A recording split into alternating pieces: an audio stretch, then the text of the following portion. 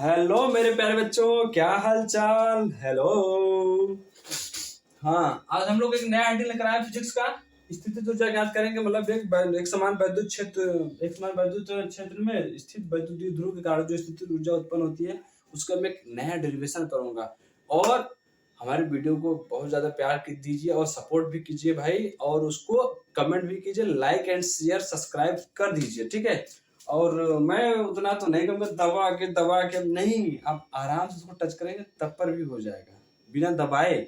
ऐसे ही वैसे टच भी करेंगे ना तो भी सब्सक्राइब हो जाएगा। उसके बगल में वो घंटी लटकी होगी, उसको टिपेंगे तो ऑल आ जाएगा, उसको क्लिक कर दीजिए, बस काम खत्म। फिर ऐसे ऐसे रहेगा, उस पर टिप तो लाइक हो जाएगा। तो ध्यान है, उसको देखो, आगे बढ़ो, ठीक है।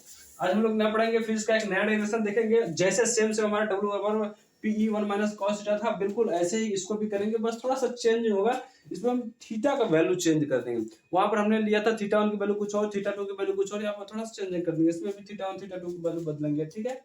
देखिए, एक समान वैद्युत क्षेत्र, सबसे पहले हम देखेंगे कि एक समान वैद्युत क्षेत्र होता कैसा। ये हो गया हमारा एक समान वैद्युत क्षेत्र। ये क्या हो गया?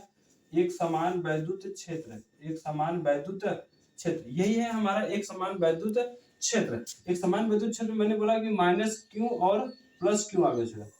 क्या है? प्लस क्यू आवेश है। एक समान वैद्युत क्षेत्र में माइनस क्यू और प्लस क्यू आवेश है। इसको मैं एक समान वैद्युत क्षेत्र में मैंने इसको लिखा ई है। क्या है? ई है। और एक समान वैद्युत क्षेत्र में मैंने बोला कि ये माइनस क्यू है और ये क्या है? प्लस क्यू आवेश है। जहां इसके बीच की दूरी है, ये रहा, है ना। इसको मैंने मिला दिया, बिंदु यहां तक गया और ये बिंदु यहां तक है। अब यही बोल रहा है कि अगर एक समान वैद्युत क्षेत्र में वैद्युत द्विध्रुव को स्थितिज ऊर्जा ज्ञात करना है कि ये कितना घूमने में कितना इसको ऊर्जा लगा, कार्य कितना हो रहा है, कितना थीटा में घूम रहा है, अल्प घूम रहा है कि ज्यादा घूम रहा है, हमको वो भी फाइंड करना है। समझ रहे बात को? अगर मैंने इसमें थोड़ा सा चेंजिंग किया, अगर ये अपने मूल बिंदु से, जैसे मान लिया मैंने और भी वैद्युत क्षेत्र को बनाता हूँ तो और अच्छा सुविधा हो जाएगा ना, ठीक है। वैद्युत क्षेत्र, अब ये बताइए, अगर ये यहाँ से थोड़ा सा डॉटेड होकर के यहाँ से क्या करता है, थोड़ा सा ऐसे कर्व जाता है, मतलब थोड़ा सा घूम जाता है। मतलब ये अपने बिंदु से यूं थोड़ा सा घुमा दिए, घुमा दिया। तो ये बताइए, जो घुमा ये थीटा वन घुमा है और ये पूरा कितना घुमा है? थीटा टू घुमा है। थीटा वन और थीटा टू। पहले के अनुसार अगर मान लिया जाए कि ये कोण एक पे घूम रहा है, दूसरा कोण टू पे घूम रहा है, समझ में आ गया। और कितना हुआ है अल्प विस्थापन, जिसको बोलेंगे हम डी थीटा। कितना विस्थापन हुआ है? D theta. कितना हुआ विस्थापन? डी थीटा विस्थापन हुआ। कितना विस्थापन हुआ है? D theta. समझ में आ गई हमारी बात को? तो थोड़ा सीधा कर देंगे, टेढ़ा हो गया है, बच्चा है, मुन्ना है, मुन्ना। समझ में आ गया? माइनस क्यू और प्लस क्यू आवेश को थोड़ा सा अल्प विस्थापित करने में डी थीटा का मतलब कि विस्थापित हुआ, और इसी डी थीटा को विस्थापित करने में किया गया कार्य जानते हैं, डी डब्ल्यू बराबर डी टाउ थीटा हो जाएगा। समझा? टाउ डी थीटा हो जाएगा। तो हम आगे देखेंगे। और बताइए कि थीटा वन से थीटा टू तक घुमाने में किया गया कार्य, उसमें लगी ऊर्जा हमें फाइंड करना है स्थितिज ऊर्जा के माध्यम से, हम जानते हैं, ठीक है। यहाँ पर लिखेंगे, क्या लिखेंगे? देखिए, लिखेंगे क्या कि वैद्युत द्विध्रुव, यानी एक समान वैद्युत क्षेत्र में लिखेंगे वैद्युत द्विध्रुव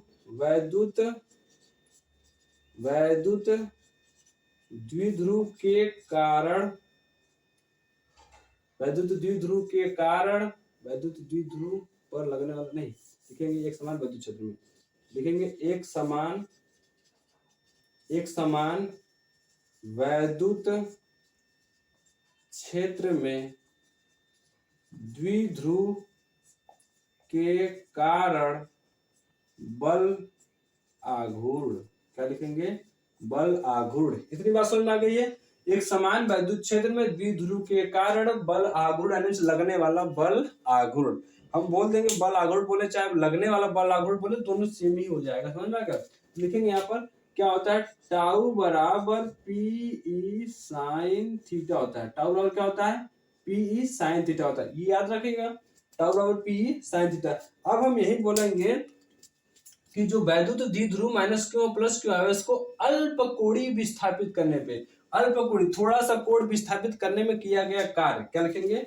थोड़ा सा घुमाने में किया गया कार्य। यहाँ पे लिखेंगे द्विध्रुव को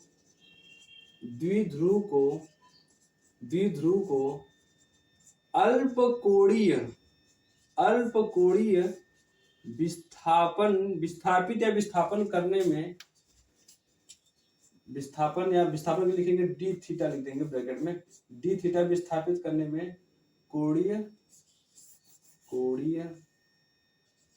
डी थीटा विस्थापित करने में किया गया कार्य दिख रहा है नहीं? फिर से मैं इसको यहाँ पर किया गया कार्य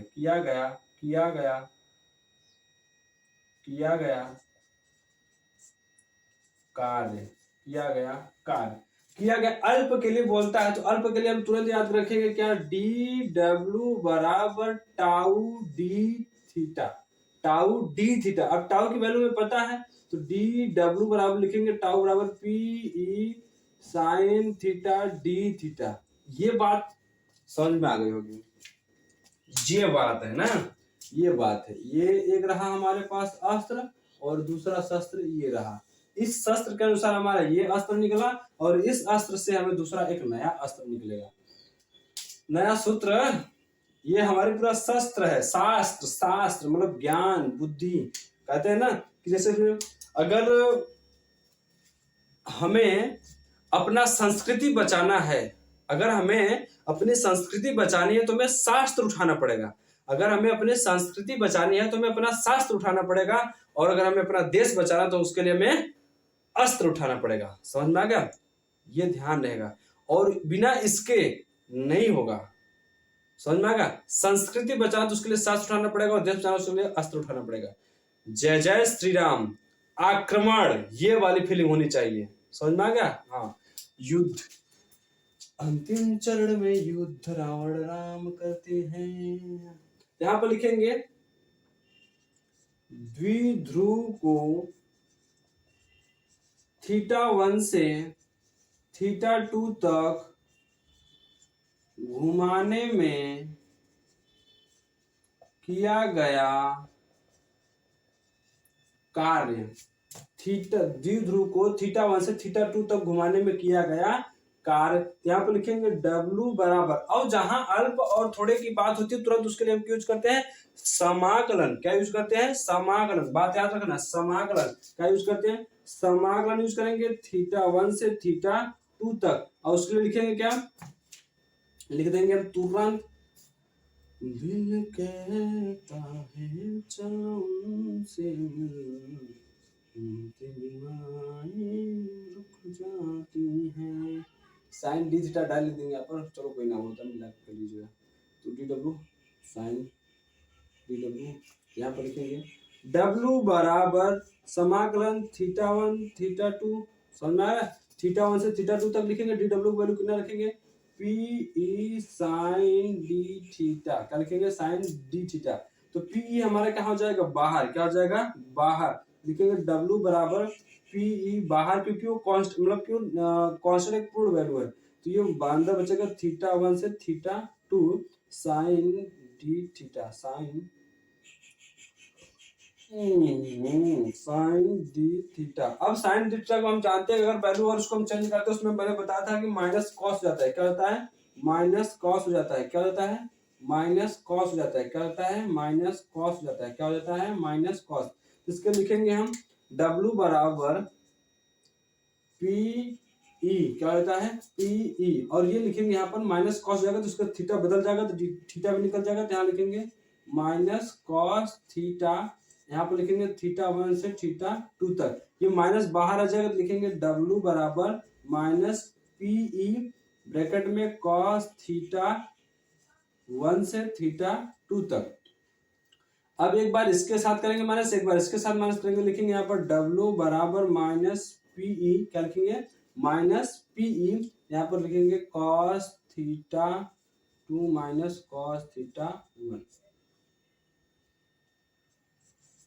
अब हम क्या करेंगे, अगर हम इसमें से माइनस कॉमन लेते हैं, क्या लेते हैं? माइनस कॉमन लेते हैं। क्या लेते हैं? माइनस कॉमन लेते हैं, तो यहाँ हो जाएगा हमारा W बराबर माइनस पी ई ब्रैकेट में हो जाएगा, ये क्या हो जाएगा? प्लस हो जाएगा, है ना? सॉरी ये क्या हो जाएगा, माइनस हो जाएगा, माइनस कॉस थीटा 2 और ये क्या हो जाएगा प्लस कॉस थीटा 1 हो जाएगा। क्या हो जाएगा, कॉस थीटा 1। और एक बात ध्यान रखिए, जब भी मैंने माइनस काम लिया तो एक और माइनस बाहर आएगा, ये माइनस एक बचा रहेगा, समझ आ रहा है। देखिएगा फिर से मैं बता रहा हूँ, यहाँ पर एक माइनस आएगा, इसके साथ भी माइनस पीई के साथ माइनस आ जाएगा और ये माइनस माइनस जोड़ करके क्या हो जाएगा, प्लस डब्ल्यू बराबर हो जाएगा पीई, क्या हो जाएगा पीई बचेगा यहाँ पर। अब cos थीटा 1 को मैं इधर कर लूंगा, cos थीटा 2 को उधर भेज दूंगा, लिखूंगा यहाँ पर cos थीटा 1 और माइनस cos थीटा 2। यही बात रही, आपको समझ में आ रहा है ना। लिखेंगे w बराबर पीई cos थीटा 1 और cos थीटा 2। तो हम एक बात समझते हैं, हम यहाँ पर लिखेंगे अगर मान लीजिए थीटा 1 बराबर 90 डिग्री रखता है, क्या रखते हैं 90 डिग्री। अगर हम इस कोण को अगर हम 90 पर घुमा देते हैं तो उसका यहाँ पर कोण कितने बन जाता है 90। और थीटा 2 बराबर लिखते हैं, थीटा ही रहने दीजिए उसको, ठीक है थीटा ही रहने दीजिए। तो अगर यहाँ पर हम रखते हैं थीटा 1 की वैल्यू लिखेंगे तो यहाँ पर क्या हो जाएगा, लिखेंगे डब्ल्यू बराबर, इसको मैं करके सिंबल बना देता हूँ नहीं तो फिर मिस्टेक हो जाएगा। अंतिम चरण में युद्ध रावण राम करते हैं, युद्धम युद्धम। भोजन ग्रहण कर लिया कीजिए, आप लोग पढ़ाई करते हो ध्यान दिया करिए कैसे करना है कैसे नहीं करना है। अभी इसके बाद हम लोग आगे देखेंगे, कल वाले वीडियो में मिलेगा आपको गॉस का नियम का डेरिवेशन कराया जाएगा। तो आप लिखेंगे W बराबर पी ई क्या है cos थीटा 1 की जगह क्या रखेंगे 90 डिग्री, क्या रखेंगे 90, यहाँ पर लिखेंगे cos थीटा। हो गया, cos 90 की वैल्यू क्या होती है 0, है तो आपको भी पता होगा हमको भी पता है। लिखेंगे पी ई, यहाँ पर हो जाएगा आपका माइनस कॉस थीटा, क्या बचेगा माइनस कॉस थीटा। अभी माइनस क्या हो जाएगा बाहर फिर से आ जाएगा, W बराबर लिखेंगे minus P E cos theta. और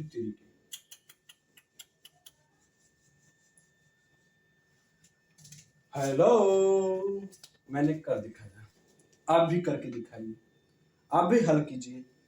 5 नंबर 5, हम 5 समझा, हेरा फेर याद आ ना, 5 नंबर का पूछेगा, ये कितने नंबर का 5 नंबर का पूछेगा। क्लास 12 से रिलेटेड क्वेश्चन है, बढ़िया एकदम टपाटप मस्त क्वेश्चन है, लपालप, समझ में आ गया। और इसको अच्छे से ध्यान दीजिए, कंप्लीट कीजिए और इसको पूरा विस्तार में समझिए। और हमारे इस चैनल को like and share and subscribe जरूर करें, कमेंट भी कीजिए और बिल्कुल उसको एक बार ध्यान से देख लीजिएगा, ठीक है। और इसका स्क्रीनशॉट लेना ना भूलिएगा, एक बार फिर से देख लीजिएगा, बहुत ही सरल क्वेश्चन है। तो फिर से मिलेंगे आपको अगले हम नेक्स्ट वीडियो में। थैंक यू बच्चों, और कमेंट छोड़ के ही जाइएगा, हमें आपसे आशाएं हैं। धन्यवाद।